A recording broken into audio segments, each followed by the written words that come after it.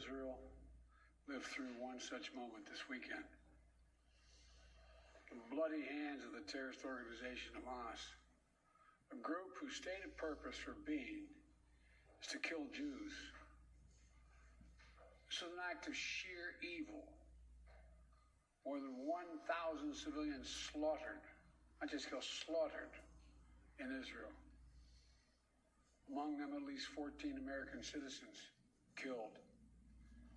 Parents butchered using their bodies to try to protect their children. Stomach-turning reports of babies being killed. Entire families slain. Young people massacred while attending a musical festival to celebrate peace. Women raped, assaulted, paraded as trophies. Families hid their fear for hours and hours, desperately trying to keep their children quiet to avoid drawing attention. And thousands of wounded, alive but carrying with them the bullet holes and the shrapnel wounds and the memory of what they endured. You all know these traumas never go away. There's still so many families desperately waiting to hear the fate of their loved ones, not knowing if they're alive or dead or hostages.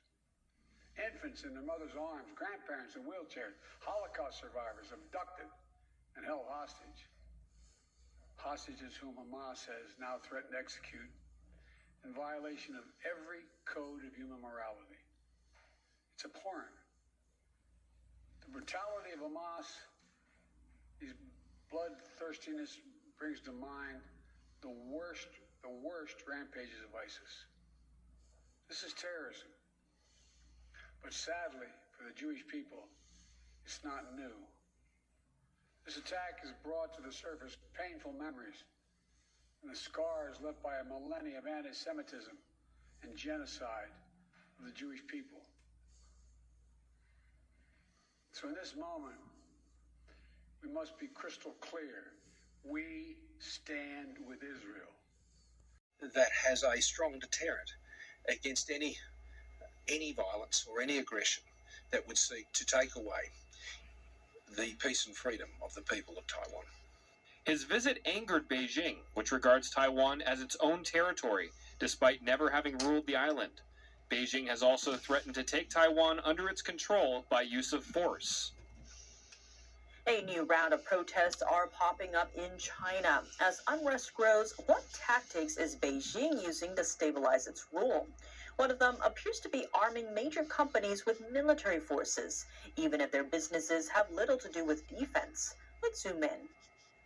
A reimagined strategy may be emerging in Beijing, upgrading civil businesses with military strength. Last Thursday, a state-owned enterprise in China launched its own armed forces department. That's in Shanghai, one of China's largest financial hubs. In recent months, over a dozen similar militia departments have emerged in civil businesses across the country, even in industries like agriculture and dairy. These armed forces departments, or AFDs, were first founded in 1950 when the Chinese Communist Party had just taken power. Their main function, to address local unrest. The effort kicks in during a hard time for the communist regime. The real estate crisis is ripping through an already teetering economy, and it's triggering protests. A recent video shared on social media shows hundreds of home buyers demonstrating in front of the principal council building over the National Day weekend. That's as they contend with paid for but still unfinished homes and financial losses. Special police units arrived to control the crowd. That's in southern China's Sichuan. The scene soon turned violent. At the same time, some villagers in rural China are facing another threat: mass demolitions. Local authorities reportedly plan to tear down their houses for the sake of a city design plan. During one confrontation between locals and a construction team, a man sustained a head injury. China affairs expert. They've been on the defensive for quite some time. There's so much going on, and we need to get down to first principles, and that is figure out who our partners and allies are, make sure that they're cut off from the rest of these authoritarian regimes, and begin to grow our societies and economies to accommodate the fact that we're in this long-term Cold War conflict. General Spalding, thank you so much for your time. Thank you. That's That's all for today's China in Focus. I'm Tiffany Meyer. If you have any feedback on the show or have anyone found to be supporting Hamas in the wake of its attack on Israel will be held to account. That message was backed earlier by Foreign Secretary James Cleverly. He said, the idea that somehow there is an equivalence, there is a kind of balancing act between the actions of the Israeli government and their self-defense and the actions of Hamas and their terrorists is completely inappropriate. Cleverly urged pro-Palestine supporters in the UK not to protest, saying demonstrations are creating distress. This comes after police separated pro-Israel and pro-Palestine groups in West London on Monday. Hundreds of pro-Palestine protesters gathered outside the Israeli embassy in Kensington to demonstrate on that same evening, letting off fireworks, lighting flares and chanting, "Israel is a terrorist state and free Palestine." The Foreign Secretary said no comparison can be drawn between the attack by Hamas and Israel's military response in defense. Hamas, which is a terrorist organisation, I just want to make sure that you recognise that in your reporting, is not militants, they are terrorists. The murders that they perpetrated in Israel, the kidnaps that they have perpetrated, and the threats of summary executions, which will be televised and broadcast, these are all terrorist attacks, and I would urge you to reflect that in your reporting. They have made the plight of the Palestinian people immeasurably worse. Home Secretary Suella Braverman later told police chiefs that waving a Palestinian flag on British streets may not be legitimate if it is deemed to be in support of acts of terrorism. Cleverly also confirmed that a significant number of British Israeli nationals are caught up in the conflict. He has previously said that many of those dual nationals will regard Israel as their home and may even be serving in the Israeli Defense Force. He's suggesting that not all of them will require Foreign Office assistance. The government has not confirmed figures for the number of British people caught up in the conflict, and there are no current plans for a government-backed evacuation effort. Sunak said his administration stands ready to support families with loved ones in Israel. Malcolm Hudson, NTD News, London. Israeli warplanes continue to hit the Gaza Strip today with the worst airstrikes in decades. Aid organisations are pleading for the creation of humanitarian corridors. Israel has called up an unprecedented 300,000 reservists and may be planning a ground assault. A former British tank commander and current risk advisor warns of the difficulties facing Israeli forces fighting in the densely populated Gaza Strip. Israel has massed armoured vehicles near Gaza on Tuesday as the country said it had reclaimed control of the border 3 days after a terror attack by Hamas killed about 900 people. A former British tank commander and current risk advisor said Israel is facing a dilemma if it plans to send ground troops into Gaza. It is an extremely difficult undertaking. Israel has shied away from taking this move in the past. It's almost certainly what Hamas was trying to provoke.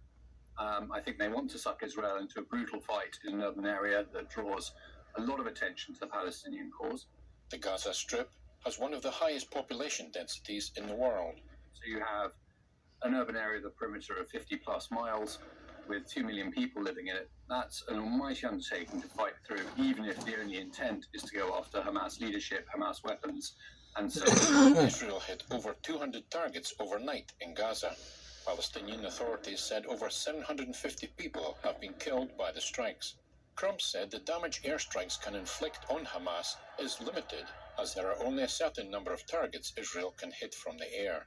If they need to deliver something that's also paradigm shifting in terms of vengeance for this act, to try and, as they've said, settle things with Hamas once and for all, that really does pose a protracted, very difficult challenge for the Israeli Defense Forces. Trump said it's equally unrealistic for Hamas wanting to once and for all settle things with Israel.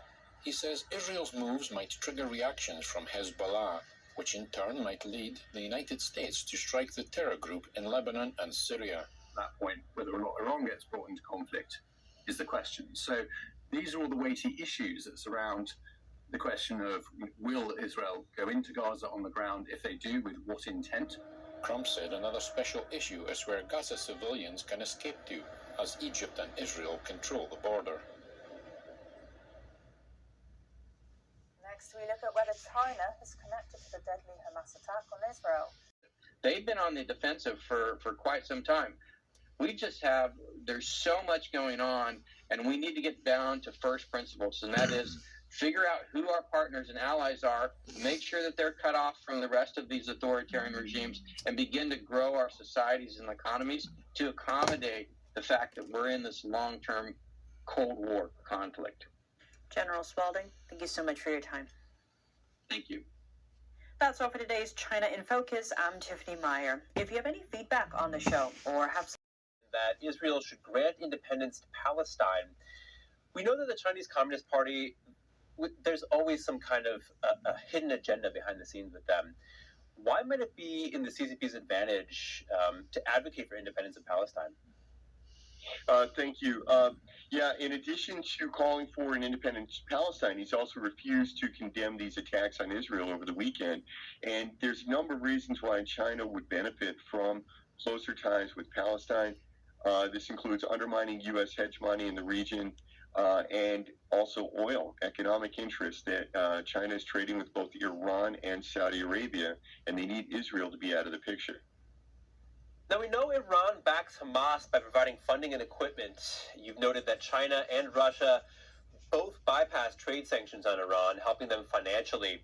Given this, how should we view China and Russia's role in the attack? So there's definitely a link in that, you know, China underwrites the Iranian regime, and the Islamic Revolutionary Guard Corps of Iran is credited with that, and Hamas credits them with having supported their invasion, helping them plan it, giving them the go-ahead.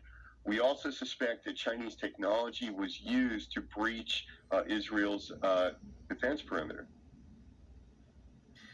And should the international community hold China and Russia accountable for this indirect financial assistance? And if so, what should that look like? I think that's definitely going to happen. We've shown that the Ukraine war is showing that the U.S. is very willing, the international community is more willing now to use secondary sanctions. Over the weekend, I believe 25 more Chinese companies were sanctioned for supporting the Russian invasion of Ukraine. And now there's going to be massive sanctions on Russian and Chinese companies that support Iran. And in order to prevent and stop terrorism in the Middle East, do measures against the Chinese Communist Party also need to be considered here?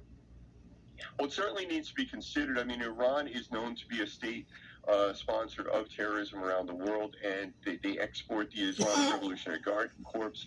You know, they're present in Syria and various places around the world, also supporting Hamas, who's all over the world. So clearly, you know, Iran is sponsoring these groups, and they're getting a lot of their money from China. And now, you know, we know China in Xinjiang targets Muslims there, but in this instance, they're supporting Muslims. You know, this seems double standard. Yes, China tries to present an image to the world that they're supporting Muslims, and they've got all the Belt and Road Muslim countries to basically keep quiet about what's happening in Xinjiang. Palestine is keeping quiet about what happened in Xinjiang. And so China presents themselves to the world as a friend of the Muslims, and they say that the United States is an enemy of Muslims. All right, Antonio Gracefo, thank you again. Is live from Boston Logan Airport. And Kaylee, what are the options for Americans stuck in Israel?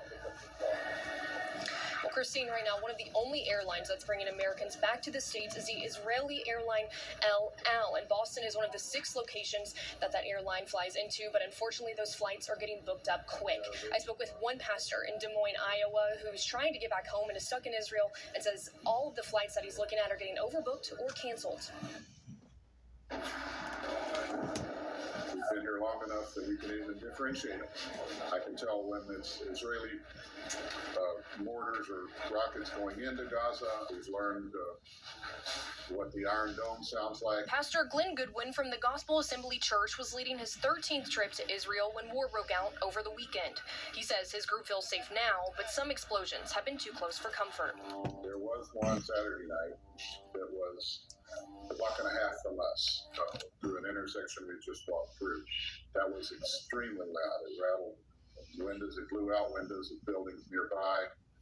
But most of them have been further away Goodwin says the group has spent hours every day looking for flights with no luck. We've even looked at cruise to park by ship, and that didn't work out either. In Gurun Airport, about 20% of flights have been canceled to that airport and coming out of that airport. So that's a pretty substantial number. In the United States, Delta Airlines announced the cancellation of all flights to and from Israel through the rest of this month. United Airlines and American Airlines suspended service indefinitely, and several major European carriers also temporarily stopped direct flights. Putting out travel waivers, essentially, and they do this during natural disasters and also acts of terrorism, where they'll allow passengers to rebook themselves at a later time or get a refund in the form of either cash or a voucher for future travel. That airline expert that you just heard from says if you or someone you know is having trouble booking a flight to get back home, you should call the U.S. Embassy in Israel. You can see that number at the bottom of your screen, or they also have a crisis intake form on their website. At Boston Logan Airport, Kaylee Schuyler, Fox 5 News. Why hasn't our current administration used American Air Force vehicles, planes, to fly Americans out of Israel? They're trapped. Why hasn't Joe Biden authorized that? Ask yourself that question. On the wrong side of the law. She apparently got into an altercation with another woman that was personal in nature, according to Sheriff Pat Labatt's office. Fox 5 More States has told you about a myriad of problems Fulton County has had maintaining qualified sheriff's deputies. Morse News live from Northeast Atlanta with this latest development. Well, there's a term that law enforcement uses, and that is from time to time they have to lay hands on someone during an encounter. But by departmental rules, it is not supposed to be personal. The incident played out as shown in this Instagram post. The commotion shown in a post on Instagram led to an investigation of a Fulton Sheriff's detention officer who, according to Sheriff Pat Labatt's office, engaged in some kind of personal back and forth with an individual named Rayonda Wynn. The female officer in the gray shirt identified as Shaniqua Bodden. It wouldn't be easy to see, but the two women spat on each other during the fracas, according to an Atlanta police report. This incident stemmed from Ms. Bodden showing up at an event with a temporary protection order she wanted to serve on Ms. Wynn. A retired sheriff's lieutenant explained why such an action would be inappropriate. That does not fall within the scope and the range or the essential duties of a detention officer or a corrections function. Atlanta police were on scene, having responded to a fight call. One of them instructed Ms. Bodden to hand over the court order so that he could attempt to serve it, but things got out of hand. It says everything about how people are being selected, trained. You represent the office of sheriff. Police ultimately arrested both women. Within hours, the officer was fired, joining several other Fulton Sheriff's officers who have taken the wrong photographs, mugshots, from the same department. You can't test a person's heart until it manifests itself. But ultimately, what we can do is do a more intense background. Where there are ethical problems, we try and catch those early, and there certainly have been in the past, and we want to focus on making sure that we have the right tools to serve our employees. Saying, and what are we doing to get American hostages back home? Good evening to you, Steve. According to the Israeli government, at least 1,200 people have died in Israel, and at least 100 people have been taken hostage by Hamas. And President Biden, in a speech that happened just now, confirmed that among those killed, there were at least 22 American citizens, up from 14 that was announced just yesterday. In addition, the White House says there are now 17 Americans who are still missing, and it adds that among them, there is a handful of them who are believed to have been taken hostage by Hamas. And President Biden said in the speech just now that he still has hope that they can bring Americans back home. Let's take a look. And I would argue it's the deadliest day for Jews since the Holocaust. The deadliest days since the Holocaust. We're working on every aspect of the hostage crisis in Israel. Folks, there's a lot we're doing. A lot we're doing. I have not given up hope of bringing these folks home. And the White House today warned us that both the number of Americans killed in Israel as well as the number of Americans taken hostage are likely to rise. And that doesn't make it better, is that the White House does not know actually where they exactly are or what condition they're in. And the White House says that makes the rescue effort increasingly difficult.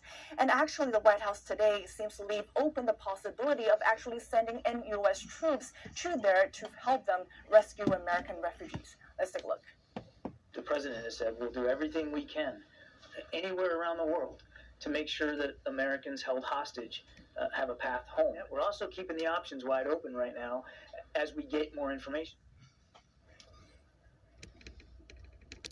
And in addition to working with Israel to try to get Americans back, the U.S. has also sent over weapons as well as air defense capabilities to Israel. And the White House says it's actively talking with Congress to try to see if they can send additional funding for both Ukraine and Israel. Back to you. Iris Tao reporting from the White House. Thank you, Iris. In America, we had a chance to sit down with Democratic Congressman Jim Costa of California. Congressman Jim Costa, thank you so much for joining us. Thank you. It's good to be here with you today. It's great to have you here. Congressman, we're seeing this war unfold right now in Israel after the Hamas terrorist attacks. What do you think Congress and the administration can and should do moving forward? Well, we've come together this week with a bipartisan classified briefing, and I think there's strong support for us acting with one voice. It's a sad, sad commentary when you see the actions of Hamas, an organization whose only purpose is to destroy the state of Israel and kill Jews, and the horrific efforts in the 22 kibbutzes and small communities in which they raised havoc. The young people, children, elderly, a group that was at a concert for a peace concert.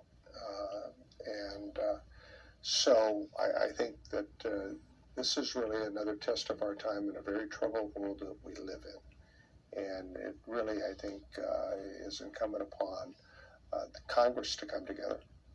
We have our problems, to be sure, and our divisions, but I would think that there would be strong, almost unanimous support.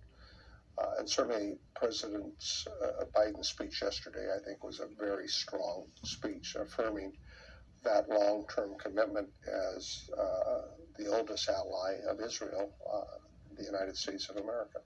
Well said, Congressman. I'd like to get your thoughts on the anti-Semitic hate that we're seeing throughout the country right now. You represent the district, of course. You have Jewish folks in your community. If you could just speak to this, why do you think we're seeing this, and what is your message to your community? Well, just this week there was a vandalism that was demonstrated at a Jewish temple in my district. And we see, sadly, an uptick on hate crimes and anti-Semitism that has been generated for several years now. And it's just not in the United States. We find it in Europe and elsewhere.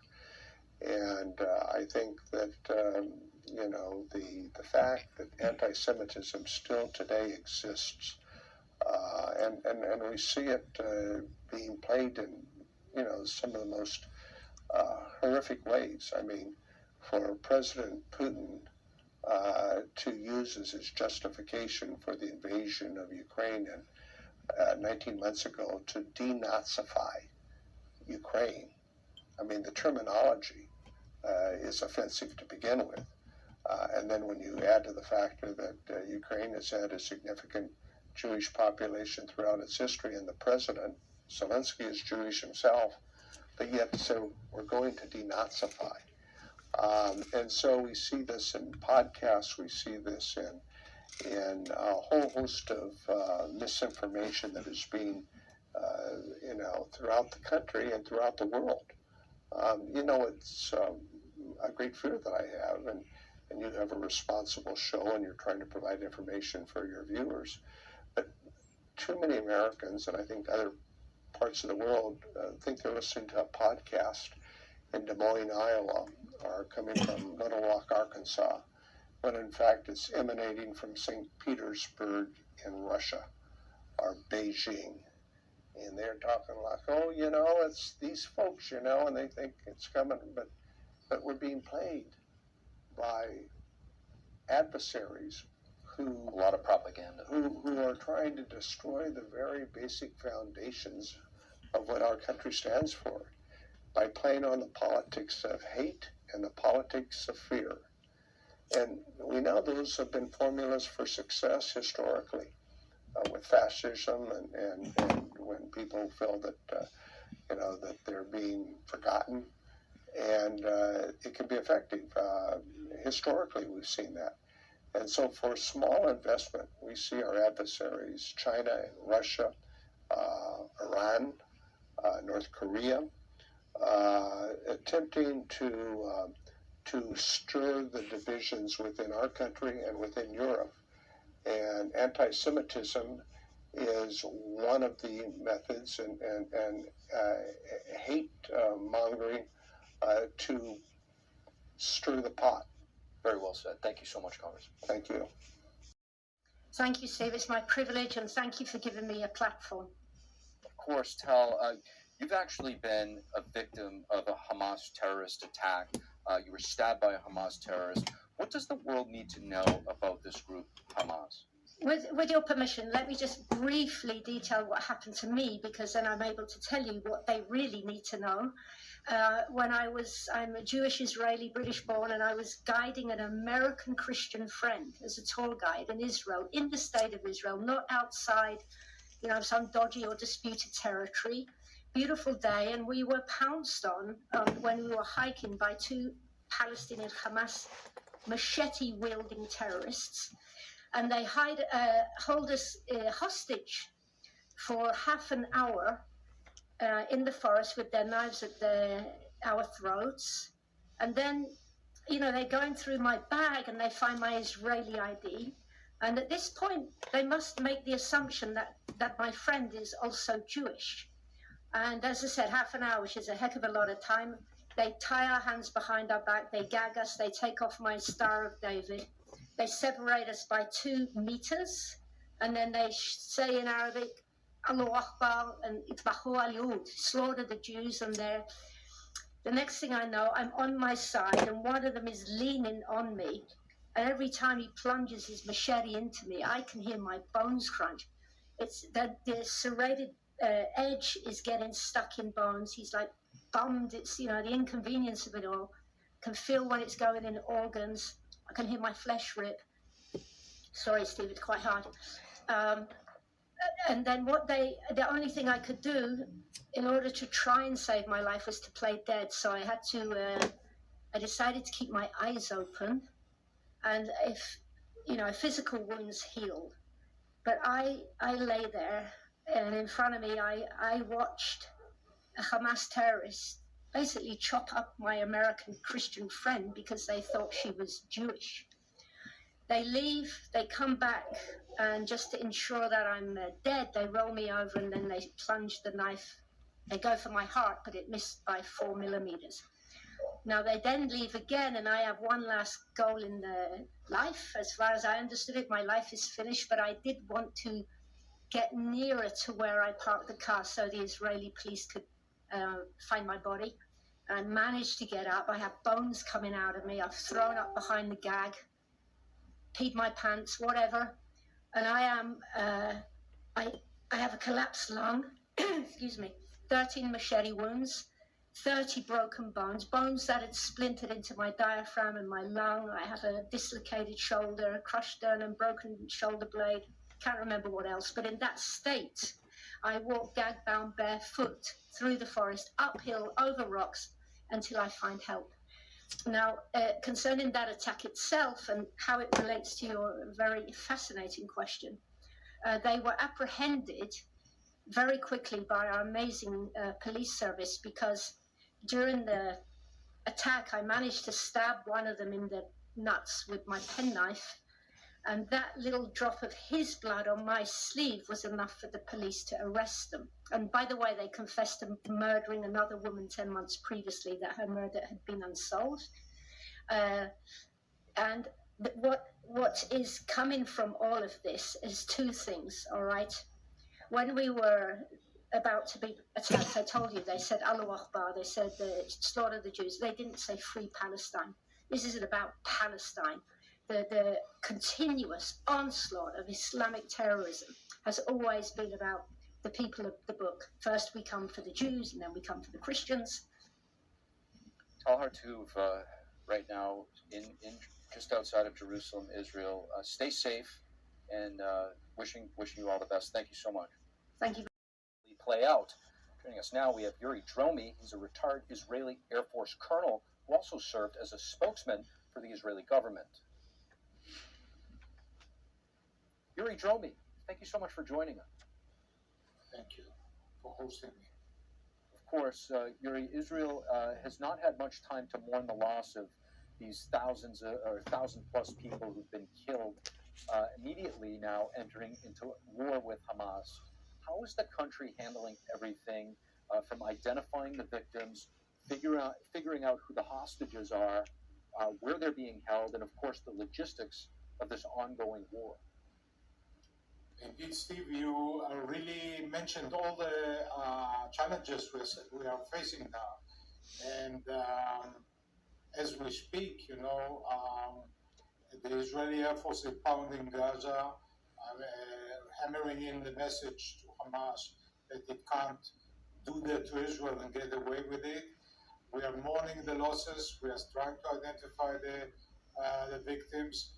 There's a big, painful, sensitive issue of the more than 100 people held or abducted by Hamas over there. And this afternoon, there was also some kind of skirmishes on the Lebanese border. So all of this together, plus the shock, the initial shock about being taken by surprise like this is a very challenging moment for us. But I can tell you, Steve, that Israelis are really showing their strength and resolution. People are coming together. We just formed a emergency government or cabinet, war cabinet, and there's a lot of shows of solidarity, camaraderie. The soldiers are there, near the Gaza Strip, ready to go to action. So there is, after the first few days of confusion, humiliation, shock, if you will, we're coming back together and we're ready to do business. Yeah, you mentioned a few really good points. The spirit of the Israeli people is really unbelievable, especially, so much poise from these family members who have either lost loved ones or loved ones still unaccounted for. It's really amazing. And you also mentioned the skirmishes to the north earlier today. Gaza is actually where this attack was launched by Hamas. Even more troubling is actually Hezbollah to the north. Reports of the breach of airspace there. What is the feeling right now as residents were sheltering in place? We are worried, of course, concerned about the situation, but there's a lot of forces in the north. The Air Force can split its attention between Gaza and the north. Plus, one must mention the great armada that is reaching our shore, the American aircraft carrier and the rest of the fleet, which, by the way, warmed the heart of every Israeli here. I mean, this is this gesture of solidarity with Israel really warms the heart, and we will never forget that America was there for us at this time of need. But yes, we're looking at the North. I don't think, I don't know really, but my assumption is that this is a master plan by Iran, starting with Gaza, see how it happens, maybe sucking Israel into the Gazan quagmire, and then stage 2 is Hezbollah, and then maybe stage 3 with Iran. I think the immediate and harsh response of the Israeli Air Force, Israeli Defense Forces, and more to come, really deter Hezbollah. And by the way, Nasrallah, the secretary of Hezbollah, is still licking the wounds of 2006. This was 17 years ago, but still he provoked the wrath of Israel, and he's still hiding in his bunkers since. So I think the resolution of Israel to really hammering the message to Hamas in Gaza, you can't do this to us and get away with it, will also deter Hezbollah. Yuri Dromi, joining us from Israel. Really appreciate you. Thank you. Stay safe. Thank you, Steve. Thank you. That is all for this evening. I'm Steve Lance, and have a nice evening. לשתות, למחוק להם הכל, לא מים, לא חשמל, לא אוכל, לרסס אותם באוויר. Don't let them eat, drink, erase everything there. No water, no electricity, no food. An Israeli mother lashes out against Hamas after her son went missing after the attack. Before he went missing, her 24-year-old son named Oz called her to tell her he was shot in the hand and chest. We have no strength for the suffering. What is happening here in what country? I want my child. Victims tried to hide, but many ended up kidnapped, killed, or missing. She called us and said, Mommy, we will go. They shot at us. The car was shot. We cannot drive. Everybody was shot. They were bleeding. And she was talking to me and said, Mommy, help us. We don't know what to do. Israeli mother Mirav Ganen has 5 kids, one of which was at the party. She says her daughter was bleeding and about to lose consciousness as she was trying to escape. She is still missing. They are talking Arabic. They told them, lay down with their face to the ground, with their faces one next to the other. Hold your hands together. Don't even breathe. Stop your breathing. Yuri David is the father of 2 missing girls. He had a phone connection with them during the attack where he heard Arabic voices ordering them to lie down.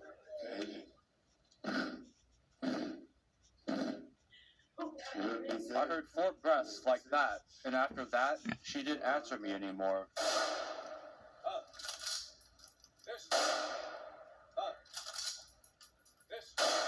Israeli soldiers fire rifles into the air in honor of a soldier who died fighting Hamas near the festival.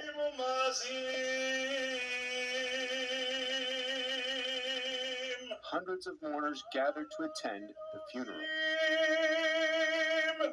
44-year-old Colonel Roy Levy was killed as he led his forces into battle. The Israel Defense Forces says he was the first into the battle to save citizens who were besieged in their homes.